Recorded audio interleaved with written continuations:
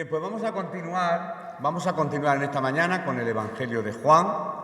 Recordad que Mateo lo vimos íntegro, todos los capítulos, y empezamos con el libro de Juan, diciendo no que es un evangelio diferente, porque el evangelio es una buena noticia que habla pues del mensaje de salvación de Jesús. Y hoy vamos a cambiar de escenario a Jesús. Lo vimos en las bodas de Canaán y ahora lo vamos a ver en otro lugar, con otra actitud, en una boda, pues familiares o no familiares, habían sido invitados él, los discípulos, su madre, ya lo narramos la semana pasada. Y hoy en Juan capítulo 2 seguimos, lo dejamos en el versículo 12, vamos a leer los 10 siguientes versículos del 13 al 23, que yo he titulado en esta mañana La purificación del templo. Bueno, lo he titulado en la Biblia, si abrís vuestras Biblias, pues también os aparecerá en el título, epígrafe, como yo digo, La purificación del templo. Y vamos a entender, creo que vamos a entender en esta mañana estos versículos que son, bueno, para mí fantásticos. Dice así: estaba cerca la Pascua de los judíos y subió Jesús a Jerusalén y halló en el templo a los que vendían bueyes, ovejas y palomas y a los cambistas allí sentados. Y haciendo un azote de cuerdas echó fuera del templo a todos, y las ovejas y los bueyes, y esparció las monedas de los cambistas, y volcó las mesas. Y dijo a los que vendían palomas: quitad de aquí esto, y no hagáis de la casa de mi padre casa de mercado. Entonces se acordaron sus discípulos que está escrito: el celo de tu casa me consume. Y los judíos respondieron y le dijeron: ¿qué señal nos muestras, ya que haces esto? Respondió Jesús y le dijo: destruid este templo y en 3 días lo levantaré. Dijeron luego los judíos: en 46 años fue edificado este templo y tú en 3 días lo levantarás. Mas él hablaba del templo de su cuerpo. Por tanto, cuando resucitó de entre los muertos, sus discípulos se acordaron que había dicho eso y creyeron la Escritura y la palabra que Jesús había dicho. Dios y Padre, te damos gracias también por tu palabra en esta mañana, Señor, y queremos que tú la puedas hacer fructificar en nuestros corazones. Ayúdanos, Señor, no solamente a oír, Señor, a ser oidores, sino también hacedores de la misma. Bendice tu palabra en nuestras vidas y a través de tu Espíritu Santo muéstranos las verdades que hay en ella para poder, Señor, poner por obra y poder hacer tu santa voluntad. Te damos gracias por esta porción de la palabra. En el nombre de Jesús. Amén. Bien, dejamos las bodas de Cana. En la actitud de Jesús allí, pues me imagino que era una actitud festiva. De hecho, ya los novios empezaron con mal pie, porque se quedaron sin vino. En una boda, quedarse sin comida, mal asunto. Y ya tuvo que intervenir. La primera intervención que hace Jesús es cambiar el agua, transformarla en vino. Y ahora le vemos en un escenario diferente. Ya no está en Caná, ahora está en Jerusalén, está en el templo, y aquí en la imagen, bueno, lógicamente si habéis visto imágenes de Jesús echando a los cambistas del templo, aparece un Jesús airado con un látigo y todo el mundo dice: oye, pues ese Jesús vuestro se airaba. Airarse no es pecado, la Biblia lo dice: airaos pero no pequéis. Por lo tanto, te puedes airar sin pecar. Más adelante os lo explico. Airaos pero no pequéis. ¿Cómo? Sí, puedes tener ira y no pecar. No pasa absolutamente nada. Jesús se airó.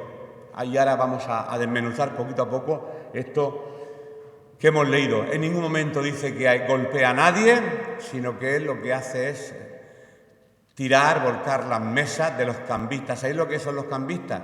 Cuando vas aquí por Europa y viajas y entras en un país europeo que no tienen el euro, como Polonia, que tiene el zloty, pues tienes que ir a un banco, al change, a cambiar. ¿Me cambia, por favor, euros por zloty? ¿O me cambia esta moneda en Hungría por florines? Claro. Y ahí pasó más o menos lo mismo. Ya habían cambistas, estamos hablando de hace 20 siglos. Y a Jesús no le gustó la situación que había en el templo y él rápidamente dijo: fuera de aquí. Como he dicho, hemos cambiado el escenario, ahora está en Jerusalén, va a celebrar la Pascua. Va a celebrar la Pascua porque es una obligación, era una obligación para todos los judíos que fueran a Jerusalén 3 veces al año, igual que dentro del Islam, entre los requisitos que tienen que hacer, 5 oraciones al día mirando hacia la Meca, y por lo menos viajar una vez al año o una vez en la vida, que es lo que dice la doctrina del Islam, a la Meca, según su religión. Pues los judíos tenían que hacer mínimo 3 veces al año. Uno para la fiesta de la Pascua. La Pascua es lo que os he contado antes de tomar la cena, para recordar la liberación. Otro era la fiesta del Pentecostés, la cosecha. Y otro era la fiesta de los tabernáculos. Para esas 3 fiestas. Y Jesús sube cuando era la fiesta de la Pascua. De hecho, esto que acabo de decir, de las 3 fiestas, para verlo escrito, vamos a leerlo en Éxodo, que es un libro que ya hemos estudiado, en el capítulo 23, versículos del 14 al 16, vamos a ver dónde están las instrucciones. Éxodo, libro que quiere decir salida, instrucciones que Dios le da a Moisés para que hable con el pueblo, y le da las instrucciones de cómo, dónde y cuándo y de qué forma celebrar las fiestas, como ayer veíamos, de qué manera ofrecer un sacrificio a Dios, hacer un holocausto, una ofrenda por la expiación. Dice así este texto: 3 veces en el año me celebraréis fiesta, la fiesta de los panes sin levadura guardarás. 7 días comerás los panes sin levadura como yo te mandé, en el tiempo del mes de Abib. Abril no, Abib, son otros meses. Porque en él saliste de Egipto, y ninguno se presentará delante de mí con las manos vacías. También la fiesta de la siega, los primeros frutos de tus labores, que hubieres sembrado en el campo, y la fiesta de la cosecha, a la salida del año, cuando hayas recogido los frutos de las labores del campo.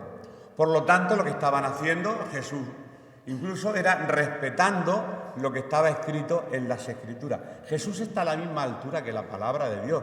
Si Jesús es la palabra, si tuviéramos que definir una de las definiciones de Cristo, Él es el Logos, Él es la palabra misma, y está a la misma altura que la palabra de Dios. Esto es ahora ya lo creemos, pero creerlo en su tiempo no era tan fácil. Bien, pues bueno, cuando se considera esta historia hay un pequeño problema para los más estudiosos, los eruditos, los que le están buscando, como siempre digo, 3 patas al gato, y dicen, bueno, si hasta ahora en Mateo, Marcos y Lucas esta historia del templo la narra al final, aquí parece ser que Juan se equivoca porque la sitúa al principio de su ministerio.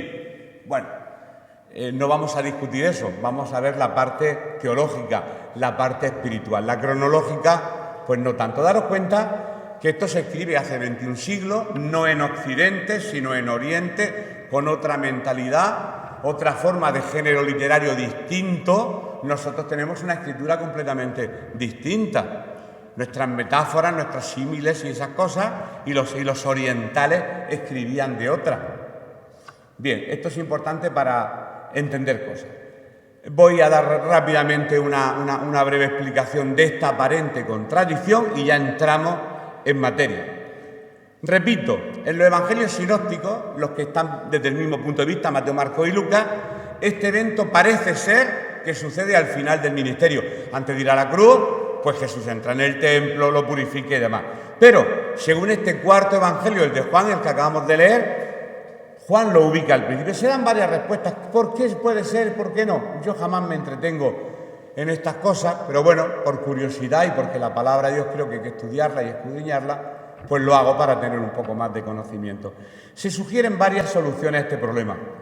Pues se sugiere que son eventos diferentes. Ayer buscando, dice, no, es que realmente hubieron 2 encontronazos de Jesús con los cambistas, porque el Pesaj se celebraba una vez al año, dicen algunos.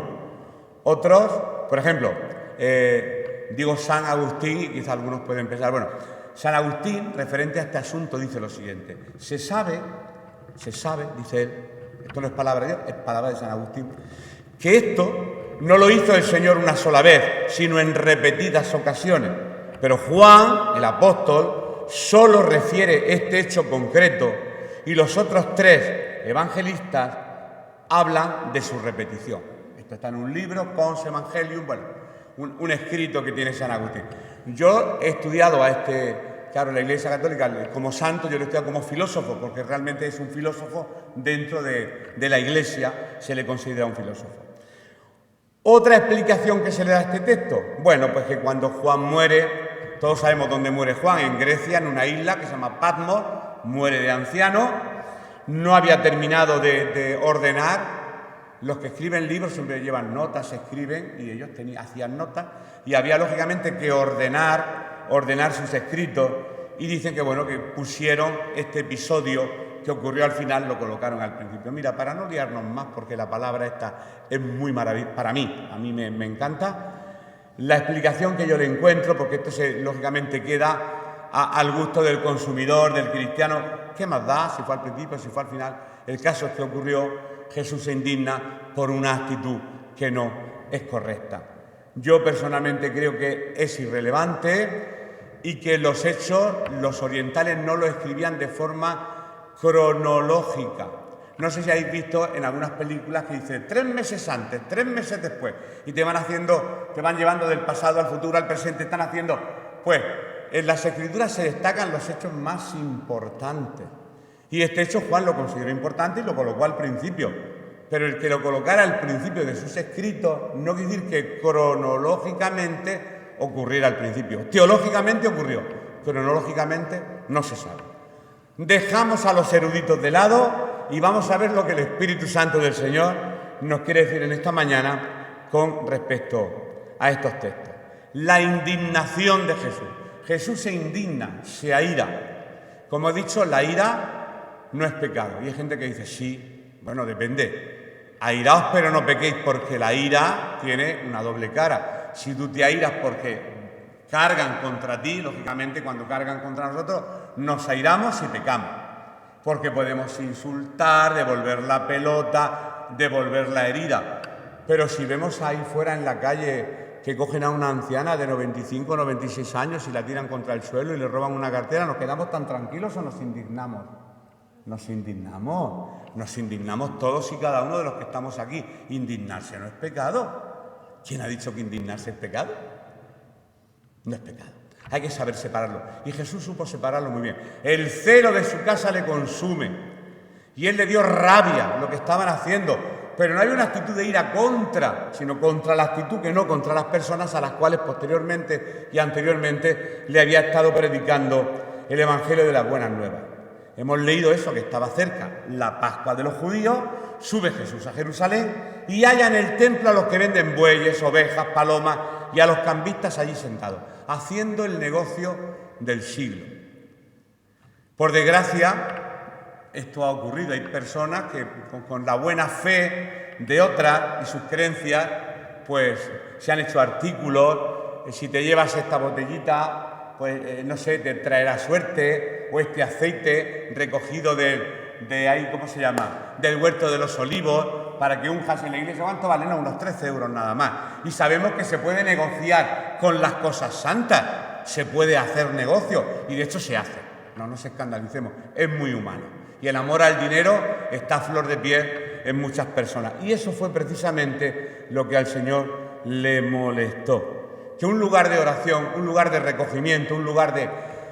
El templo, era el templo, ya no era un templo portátil como el tabernáculo que hemos estudiado con sus cortinitas, ya era un lugar de piedra, con el atrio de los gentiles, el atrio de los judíos, con el lugar santo y con el segundo templo.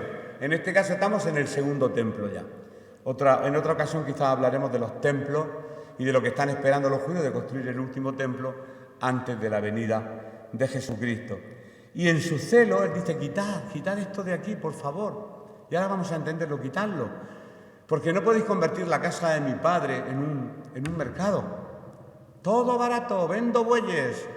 A tantos, ¿cuál es la moneda de Israel? El siglo de plata. 35 siglos un buey, 20 una paloma. Imagínate, aquí, que hubiera un mercadillo aquí dentro de la iglesia. No podríamos concentrarnos, no podríamos orar, no podríamos alabar a Dios. Y eso a Dios le molesta, que se convirtiera un lugar de oración en un lugar de negocio. De ahí parte la indignación. Y entonces los discípulos conocedores de la Escritura, dice eso, hay un texto, que el celo de tu casa me consume, como una profecía mesiánica. Una profecía mesiánica, por si alguien no lo sabe, es algo que se dice de Jesús muchísimos años antes de que esto ocurra. Por ejemplo, sobre Jesús hay escritas muchísimas cosas. Dice el salmista, contar puedo todos mis huesos. ¿Eso qué quiere decir, contar puedo todos mis huesos? Cuando Jesús fue elevado en la cruz, estaba pendido. Y entonces las costillas podías contar 1, 2, 3, 4, 5, 6, 7. Contar puedo todos mis huesos. En mi sed me dieron a beber vinagre. Dice el salmista 1000 años antes. Y después, 1000 años después, se cumple. Eso es una profecía mesiánica. Y esta era otra. El celo del Mesías está diciendo, el celo de tu casa me consume. Y Jesús demuestra con esa actitud que Él es Dios. Porque está diciendo, oye, que habéis convertido a la casa de mi padre de tu padre. Y ahí donde, pero tú ¿quién eres? Es lo que constantemente le preguntaban escribas y fariseos, que era con los que peor se llevaban. Bien, al estudiar este evento que ocurre en los evangelios sinópticos, bueno, que como he dicho antes, no solamente en Juan 2, sino no vamos a buscarlo en Mateo 21:12, en Marcos 11:15 y en Lucas 19 se encuentra esta misma narración. Bueno, los que estudian dicen, hay detalles distintos, quizás esto fuera en el Pesach del año 26, este fuera en la Pascua del año 28, pero es lo mismo, porque lo importante es la actitud y lo que nos quiere enseñar el Señor con esa actitud. Seguimos hacia adelante. Aquí vemos a Jesús no indignado, sino muy indignado, airado. En este caso, en él sí se cumple la palabra, airado, pero no pecó. Por lo que estaba pasando en el templo, pero ¿qué es lo que provocó su indignación? Vamos a ver todos los detalles. Los gentiles no podían pasar hacia él, ellos tenían un atrio especial y justo en el lugar de los gentiles era donde estaba el mercadillo, porque habían gentiles, un gentil es un no judío. Si hablamos con un hermano gitano le decimos, ¿qué es lo que no es gitano? Un payo. Entonces, para explicarle a los chavales en el colegio lo que es un gentil y un judío, pues mira, un judío, un payo y un gitano, un judío y un gentil. Todo lo que no es judío es gentil. Y habían gentiles que se habían convertido a la religión judía, tenían acceso al templo, pero podían orar en su lugar, como las mujeres en su lugar, y los gentiles en su lugar, y los judíos en su lugar, con cartelitos por todo el templo, porque tenía condena de muerte que un gentil estuviera en un lugar destinado solamente para los judíos. Para responder a esta pregunta de qué fue lo que indignó a Jesús, vamos a ver lo que estaba pasando en ese momento. La ley exigía a cada judío adulto presentar su ofrenda en el templo, fuera un buey en función de su economía, una oveja o una paloma, según las finanzas de cada cual. Uno compraba un animal u otro.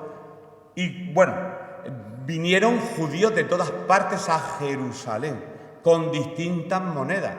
El que intentaba pagar con la moneda romana, el pueblo judío no quería, porque lo que se veía en la moneda era la cara de César. No, el único Kyrios, el único señor aquí, bueno, en ese caso todavía no era Jesús, pero no querían nada que fuera pagano, por eso cambiaban la moneda. No, vete y cambia la moneda, la cambias de la moneda romana, la cambias a la moneda judía. Y entonces podrás comprar los bueyes, pero los que te vendamos nosotros, porque como se te ocurra traer un buey de tu casa, le vamos a sacar un defecto. Porque eran los sacerdotes los que decían el animal que era puro y el que era impuro, y era todo un negocio. Gente que jugaba a la religión, estaban jugando a la religión y haciendo negocio, y eso es lo que le indigna realmente al Señor. La mayoría de los judíos que acuden en estas fiestas, todos estaban dispersos y venían de algunos lugares. Estaba la moneda griega, el dracma, que no sé, ahora tienen el euro, pero creo que antes tuvieron el dracma, los griegos. La moneda romana, la moneda etíope, la moneda judía, pero la única que aceptaban en el templo era la moneda judía, ya que para los judíos las demás monedas eran monedas paganas. El negocio estaba asegurado. Vete y cambia, y después con el dinero judío yo te venderé el animal.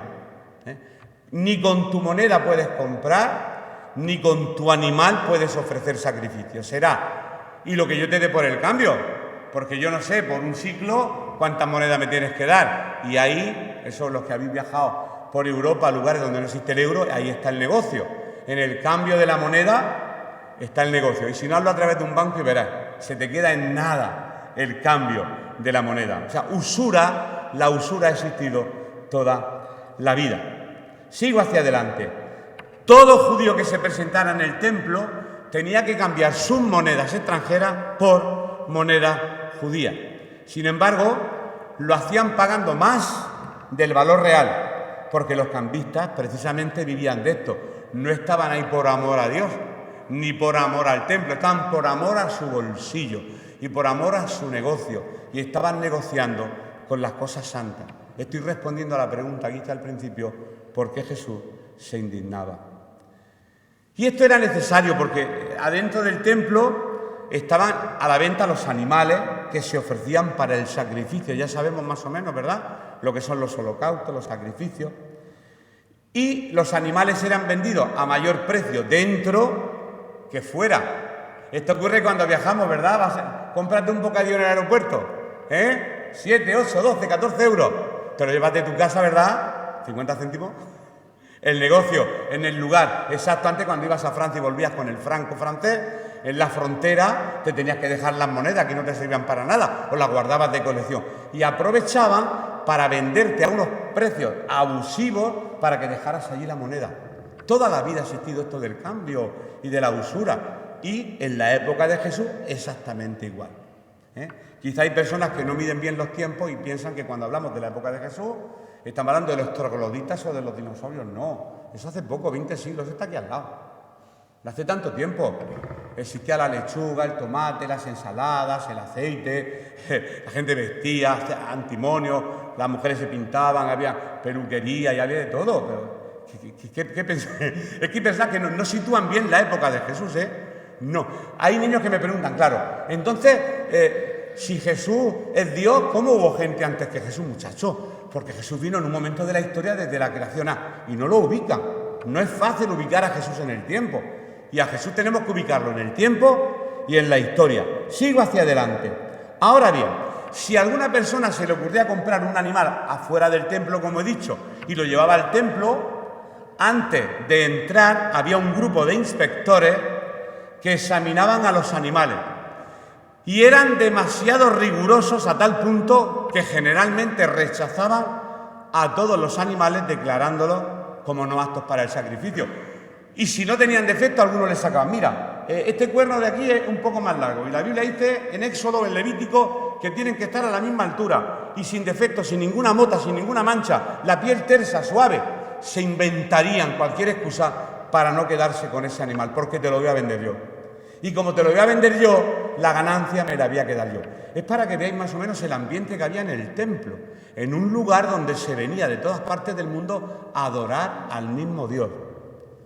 Que Dios nos libre de caer tan bajo y de convertir la casa de Dios en un lugar donde estemos más pendientes de nuestras ganancias, de nuestros beneficios, de lo que yo voy a sacar de aquí, me voy a sentir realizado personalmente, voy a ocupar un puesto, me van a mirar a mí, que Dios nos libre de eso, porque aquí se le viene a dar la gloria a Dios, nunca jamás al hombre.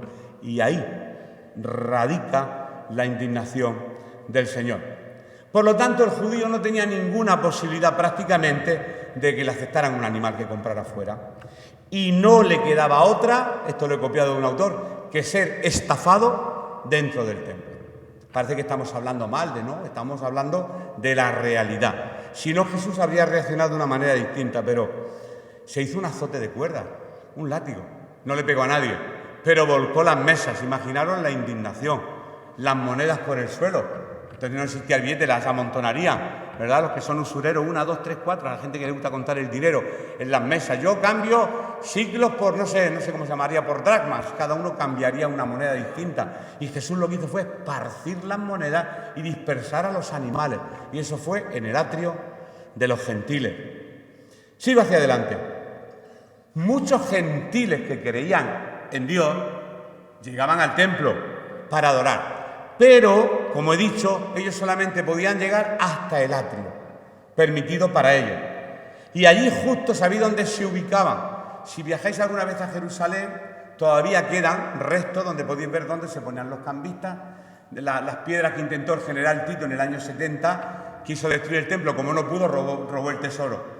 Y los pobres estuvieron construyendo el templo hasta el año 64 de nuestra era, y 6 años después que el emperador Tito extermina con el templo y se lleva el oro. Le costó a Herodes, construirlo muchísimos años. Sigo hacia adelante. Y junto con los cambistas, en ese atrio de los gentiles, pues estaban los vendedores de bueyes, ovejas, palomas. Así que podemos imaginar, ya lo he dicho al principio y lo repito, el bullicio, el ruido, el sonido de fondo de los animales, las discusiones regateando, porque el regateo en Oriente es una doctrina. Tú ofendes a un oriental si te dice le vendo la menorá, porque tú vas a Israel y hablan todos los idiomas, y como sepas que eres de España, dices viva el Barça. Vamos, se la saben todas. Y a ellos les gusta el regateo. ¿Cuánto está menorá? 70 euros. No le des 70 euros. No, los estás ofendiendo. El regateo forma parte de su negocio. Pues yo te voy a dar 50. Bueno, 60. Bueno, 45. Y ahí está el deleite, el deleite del vendedor. Y estos eran judíos, eran orientales.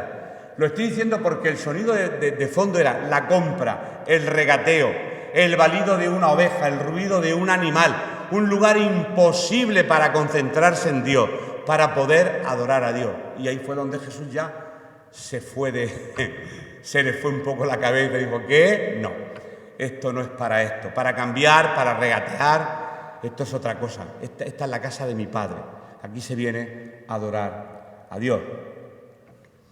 Pues esto que estoy diciendo a un gentil, no judío, prosélito, hacer sus plegarias delante de Dios, no podía, venía, imagínate algún gentil que había venido muchos kilómetros a adorar y no podía por la situación que había allí de tanto ruido.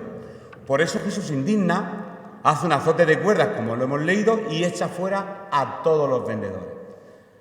Y haciendo un azote de cuerdas, echó fuera del templo a todos, y las ovejas, y los bueyes, y partió las monedas de los cambistas, volcó las mesas, y dijo a los que vendían palomas, quitad de aquí esto, y no hagáis de la casa de mi Padre casa de mercado. Un Jesús indignado por esa situación. Y lógicamente esto, bueno, lo que nos enseña, no, lo sabemos, lo que nos enseña, lo tengo aquí anotado, cómo el hombre, los seres humanos, podemos abusar de las cosas santas, podemos abusar. Yo recuerdo en mi viaje aquí me decía, oye, tráeme agua del río Jordán. Digo, pues será muy fácil, está cerca del río, ¿verdad? Coges la botella, no, eso está acotado. Te dan la botella de plástico, 5 euros, que la vas a llenas, pero justo aquí, en este lugar. No, el negocio ahí, el negocio está clarísimo. A lo largo de la historia, muchos abusadores se han aprovechado de la gente haciéndose ricos a costa de la necesidad espiritual de otros. La telemilagro. ¿Quieres un milagro? Abajo tienes los 20 dígitos. En función de que el milagro lo quieran más gordo, más pequeño, ingresarán más o ingresarán menos. Y hemos convertido las cosas espirituales en cosas carnales y pecaminosas. Y lo sabemos.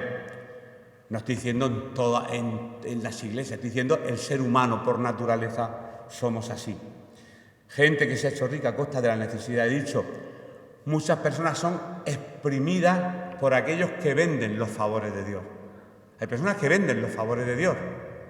¿Qué quieren? ¿Una celebración? 100 y pico. ¿Y cómo quieren la celebración? ¿Te pongo 2 velas o 4? Pues 270. Pues ya estoy haciendo negocio. Ya estoy haciendo negocio en la casa donde se viene a adorar a Dios. Si no, es que el obrero tiene su salario. Claro, el dinero hace falta. Nosotros hemos pasado una ofrenda. Estoy hablando de otra cosa mucho más gorda, que fue lo que a Jesús le hizo reaccionar de aquella manera. Esta conducta es condenada por el Señor Jesucristo. Cuando los discípulos vieron esto, ellos se recordaron del Salmo 69:9. Cuando vieron a Jesús con esa actitud, ellos recordaron el Salmo 69:9, que dice lo siguiente. Bueno, yo no lo tengo entero. Yo tengo solamente esa parte, porque me consumió el celo de tu casa. Salmos escrito 900, casi un milenio antes de, y ya estaba escrito, esto era mesiánico. Mesiánico es decir, que anunciaba que el Mesías algún día entraría en el templo y el celo por la casa de adoración de su padre le consumía y no podía permitir que ese lugar, pues bueno, fuera un lugar de mercadillo, como ya estamos repitiendo tanto. Aquí Jesús, como Mesías, como el ungido, porque Juan, daros cuenta que toda su energía en este libro la gasta en demostrar que Él es Dios. No solamente es el Hijo de María y José, sino que es Dios, es el Logos, es la palabra, es el verbo hecho carne, es lo que está intentando hacer. Y aquí Jesús se presenta como Mesías y presenta rechazo por esa falsa adoración. Esto es falso. ¿Qué estáis haciendo? Esto es un circo.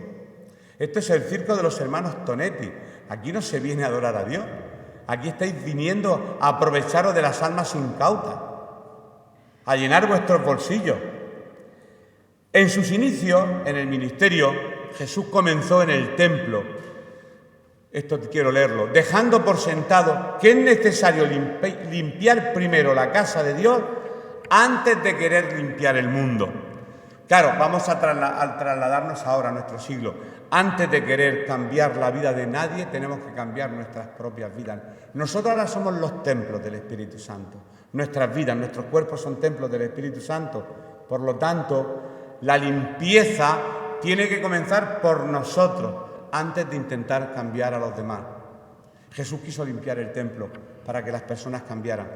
Ahora nosotros somos templos del Espíritu Santo y nuestra vida deben de cambiar para que otras personas, viendo lo que Dios ha hecho en nuestras vidas, puedan entender que sus vidas también son cambiables y pueden cambiar. No por méritos, por esfuerzos, sino lógicamente por el poder de ese Espíritu Santo. Primera de Pedro 4:17 dice precisamente, hace referencia a esto. Hace referencia a que el juicio debe de comenzar por la casa de Dios. No podemos condenar al mundo si nosotros andamos de cualquier manera.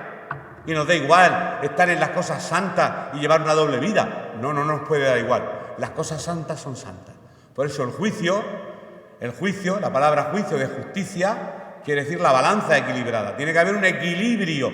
Antes de comunicar ahí fuera que hay un Cristo que cambia las vidas, primero tenemos que cambiar nosotros. Si no, el mundo no va a creer nunca. Porque es tiempo de que el juicio comience por la casa de Dios. Y si primero comienza por nosotros, ¿cuál será el fin de aquellos que no obedecen el Evangelio de Dios? Así que, primeramente, nosotros somos los que tenemos que dar ejemplo. La respuesta que más daña a los escribas y fariseos, lo de los 3 días. Vamos a hablar de eso. Lo hemos leído en uno de los versículos: destruir este templo, en 3 días lo levantaré. Y se pensaban que estaban hablando de ese templo físico y él estaba hablando de su cuerpo como templo. Templo es decir morada. Por lo tanto, hemos leído que cuando Él resucita de los muertos, los discípulos hacen como, ahora entiendo. ¿Os acordáis cuando estábamos con Jesús en el atrio de los gentiles que estaba allí, con aquel haz de cuerdas lanzando las mesas al suelo? ¿Os acordáis que lo que dijo? Claro, ahora entendemos por qué dijo, destruir este templo y en 3 días lo restauraré. Eso lo dijeron el domingo. Ha resucitado, por lo tanto ha cumplido. Y esa es la base del cristianismo, como hemos dicho en esta mañana. La resurrección es lo que le trajo luz a los discípulos, lo que le ha traído luz al mundo, la resurrección de Jesús. Y se acordaron ellos precisamente. Bien, lo que Jesús hizo provocó 2 clases de reacciones en la gente. Una, por un lado, una reacción buena. Sus discípulos, que siempre estaban con él, vieron una evidencia de la autoridad mesiánica que tenía y relacionaban la actitud de él con un salmo. Pero ¿cómo es posible? Un carpintero y algo que se escribió hace 1000 años, aquí, ¿qué es lo que pasa? Claro, porque estás hablando con la palabra hecha carne, con el logos hecho carne, con la misma palabra, con un cuerpo humano que está al mismo nivel de autoridad que la misma palabra de Dios. Jesús está al mismo nivel de autoridad, al mismo, porque Él es Dios y porque Él es la palabra, el vocero de Dios. Mi Padre y yo somos uno, y si me habéis visto a mí, habéis visto al Padre. Y yo no hablo por mi propia cuenta, sino lo que el Padre me dice es lo que yo precisamente os transmito a vosotros. Pero en el caso de los líderes religiosos, no lo vieron como los discípulos tan espirituales que se acercaron al salmo, no. Los religiosos, fíjate que nosotros cuando decimos, estamos haciendo ahora en los institutos, leyendo Romanos 1 como un grupo de los pecados, todos los pecados que puede cometer un ser humano, ¿no? Y nunca, y siempre pensamos, pecado gordo, no sé, el asesinato, el homicidio, la maldad, los crímenes, la homosexualidad, el no sé qué, y todo se llenan la boca con pecados y lo ponen así. Pues Jesús, el problema más gordo que tuvo fue por los religiosos. El religioso pasa desapercibido, ¿verdad? Y máximo si sabe hacer el religioso, ¿Sabéis lo que es el postureo religioso? Poner las manos, hermano, dime, ¿sí? ¿Qué es lo que necesita? O sea, tiene hasta una actuación, ¿eh? Podemos actuar de forma religiosa y podemos adquirir un lenguaje y podemos coger un argot específico. ¿Has notado la presencia? ¿Has visto cómo era algo sublime, grandioso? ¡Qué maravilla! Y podemos hacer entonaciones sin darnos cuenta. No te digo que esto sea pecado. Estoy diciendo que podemos tener actitudes religiosas y pasar desapercibidos porque como estamos hablando de Dios, el Señor me ha dicho, he sentido que el Señor me ha hablado. Está bien que el Señor habla, que el Señor dice. Yo no estoy diciendo que no. Hablo de la actitud real, la religiosa, con la que el Señor chocaba. En el caso de esos líderes religiosos, que conocían muy bien las Escrituras, pero nunca relacionaron un carpintero con el Salmo 69. Ellos no sabían que delante mismo tenían al Dios hecho carne. ¿Por qué el religioso nunca lo ve? Porque salir de la religión es más difícil que salir de las drogas. Salir de la religión más difícil que salir de una adicción, que lo sepamos. Porque el adicto tiene necesidad. ¿Y quién va al médico? El enfermo. El que se siente enfermo es el que busca a Cristo, el que se cree que yo no mato, yo no robo, yo soy de esta religión de toda la vida. ¿Cómo va a cambiar? No ir al médico en la vida. ¿Por qué muchos fuimos al médico? Porque sin Cristo nuestra vida no tenía sentido y podríamos haber terminado muertos y siendo unos desgraciados en una depresión de aupa y tomando pastillas de por vida. Y necesitamos salvación y no nos encontramos con una religión, sino con un Cristo poderoso que cambió nuestro lamento en baile. Ese es el Cristo que cambió nuestras vidas.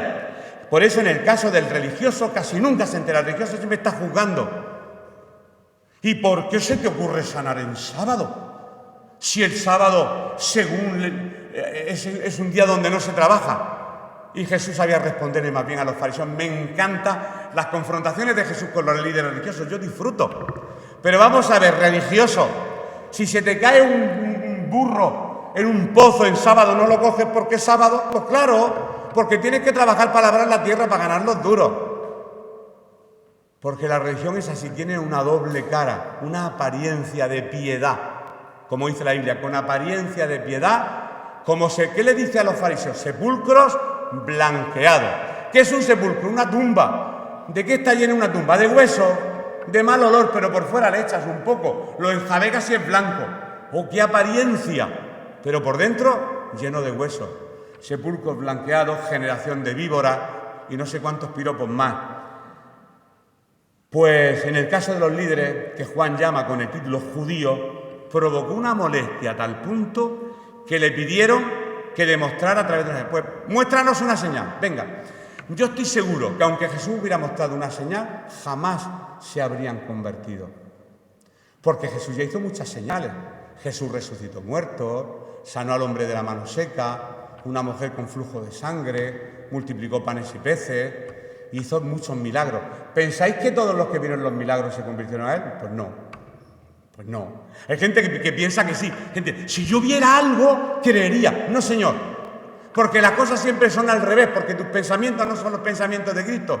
La Biblia no dice, ve y cree, sino, si crees, verás la gloria de Dios. En ese orden. Y nosotros queremos invertir. Decimos, si no lo veo, no lo creo. Y el Señor hace así. Cree primero y luego verán mi gloria. Sigo hacia adelante. Le pidieron, saca las credenciales. Si eres Dios, saca tus credenciales. ¿Tú de dónde has salido? Pero tú no eres de Nazaret. De Nazaret algo eres un pueblucho, si lo conozco. Yo fui a visitar. ¿Y tú quién eres? Hijo de José. Sí, del que le hizo las mecedoras a mi tía. ¿Y tu madre quién es? Y empezaron ahí. Claro, es que vamos a visualizarlo en la época y ver. No, es que es muy difícil que fuera el mismo Dios. Era difícil, no es tan sencillo. Ahora lo queremos a vista de pájaro después de 20 siglos. Para un judío, una señal era un hecho milagroso que una persona realizaba para confirmar lo que había dicho.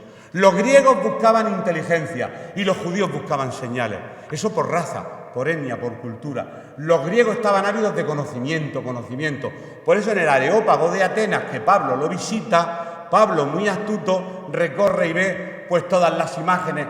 Los griegos eran tan amantes de creer en todo que dice, por si se nos olvida, vamos a hacer un monumento al Dios no conocido. Y levantan una base para colocar sin estatua y ponen al Dios no conocido. Y Pablo dice, verás cómo le predica a estos griegos. Señores griegos ávidos de conocimiento, paseando por los atrios del Areópago, he visto que sois muy religiosos y que queréis conocer al Dios. Pues mira, hoy os voy a presentar al Dios verdadero, porque he visto algo que no, donde no hay imagen que pone al Dios no conocido. Pues ese que no conocéis, a ese os voy a presentar. Y con qué astucia empieza a predicarle a los griegos. Pero claro, cuando habla de la resurrección, en una mente griega, filósofa, cuadriculada, no creen en la resurrección de los muertos ni de broma. Y por eso Pablo tuvo que salir de allí porque no pudo. Hasta ahí pudo llegar el mensaje de Pablo. Pero en esta ocasión no habían griegos, habían judíos. Y los judíos pedían señal. Le pidieron señal. Su respuesta fue un problema. ¿Por qué? Porque él no estaba hablando del templo. El templo de Herodes, estos son datos que tengo aquí, es una metáfora que hay en la Biblia. Fue construido en el año 19 a.C. Antes de que Cristo naciera ya estaba construyendo el templo. Se comenzó la construcción en ese año aproximadamente. Aquí siempre hay error de 6 años arriba abajo, por un calendario gregoriano que quitaba y ponía días en los meses y hay un error, pero un error pequeño. Se terminó en el año 64, como 63-64. En una predicación que escuché anoche, pues decía el 63, otro decía el 64, otro decía, pues no, pero están cerca, se acercan a la fecha. Y pocos años después, el templo es destruido por el emperador Tito. ¿Qué es lo que le dicen los religiosos? En 46 años fue edificado esto. Y tú dices que en 3 días lo levantarás. Claro, el legalista, el religioso siempre está ciego. Tiene la verdad cerca a Pilato. ¿Quién tuvo a Jesús más cerca que Pilato? Nadie. Si se lo trajeron delante de él y se le ocurre preguntarle a la verdad, ¿qué es la verdad? Jesús le preguntó, Pilato le dice a Jesús, ¿qué es la verdad? Y la tenía delante. Eso es como yo voy así por mi casa y digo, en Cana, ¿dónde están mis gafas? ¿Las llevas puestas? Están aquí. Es muy sencillo. Cristo está muy cerca de nosotros. Intentamos razonarlo de 300.000 maneras, buscar la apologética, la defensa de la fe, buscando datos. Si es que... ¿Y el mundo cómo se hizo? Pues Génesis 1.1. Primer libro, primer capítulo, primer versículo. En el principio creó Dios los cielos y la tierra. Ni Big Bang, ni Bob Bom, ni Bum Bum. Si está escrito. Es tan sencillo que al ser humano le cuesta trabajo. Pero ¿sabéis por qué? Porque el ser humano sabe que si acepta a Cristo, su vida va a dar un giro de 180 grados. Sabe que tiene que soltar cosas. Sabe que al Señor no se puede venir de cualquier manera. Y a lo que le teme el ser humano es al cambio de vida. A dejar el pecado, a dejar tus gustos, tus complacencias. Ese es el problema real. Ese es el problema real. Entonces, levantándose unos, dijeron, falso testimonio contra él diciendo, bueno, esto, perdona, te voy a decir el texto. En Marcos 14, estoy terminando, en Marcos 14, 57 y 58, es cuando levantan falso testimonio diciendo que él había dicho, refiriéndose al templo material, bueno, los falsos acusadores, los falsos testigos en el juicio de Jesús. Dice así, entonces levantándose unos dieron falso testimonio contra él diciendo, nosotros le hemos oído decir, yo derribaré este templo hecho a mano y en 3 días edificaré otro hecho sin mano. Eso fue un falso testimonio que levantaron contra él.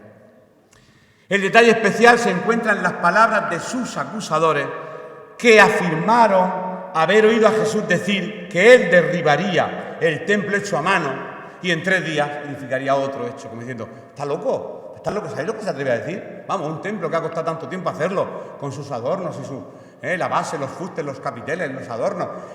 Y este hombre dice que en 3 días, pero ¿de dónde ha salido? De Nazaret.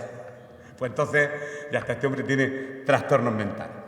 Sus palabras fueron tergiversadas en ese juicio, lo sabemos. Él nunca afirmó que él destruiría el templo, como dijeron estos falsos testigos. Eso lo agregan. Se le agrega el detalle de que el templo de los judíos estaba construido por manos de hombres, mientras Jesús construiría uno diferente. No un templo hecho por manos de hombres, uno completamente distinto. Lo que Jesús estaba hablando, ya vamos terminando, era de su muerte y su resurrección. Destruid este templo, muerte, y en 3 días lo levantaré, resurrección. Por eso, cuando Él resucita, recordaron los discípulos aquellas palabras que en aquel atrio de los gentiles, donde estaban los cambistas, Él había dicho. Se refería a su cuerpo, Para los cristianos, la prueba indubitable de su divinidad y la garantía de nuestra vida eterna es su tumba vacía. Yo sé que en Jerusalén hay 2 tumbas. A mí me da igual el lugar físico, si sí, si no, si es negocio, si no es negocio. Pero el hecho es que resucitó, ¿no? Y bueno, la frase que pone ayer, Él no está aquí porque Él resucitó, ¿cierto? ¿Vale? Cristo resucitó, pero la garantía indubitable de su divinidad y la garantía de nuestra vida eterna, de los que estamos aquí en esta mañana, es su tumba vacía. Pablo afirmó, y lo hemos dicho muchísimas veces, y vamos a leerlo, este es el último texto, 1 Corintios 15, 13 y 14. 1 Corintios 15, 13 y 14. Y aquí ya lo dejamos. Porque si no hay resurrección de muertos, tampoco Cristo resucitó. Y si Cristo no resucitó, vana, vacía, hueca, son sinónimos. Es entonces nuestra predicación vana, es también nuestra fe. Por lo tanto, la verdadera fe cristiana está depositada en la muerte y resurrección de Jesús. Esa es la mayor señal. Empezamos diciendo eso y terminamos precisamente diciendo lo mismo. Así que aquí lo dejamos. Ya de Juan hemos visto las bodas de Caná y ahora hemos visto esta segunda parte de la purificación del templo. Lo hemos dejado en el versículo 23 y continuaremos Dios mediante el próximo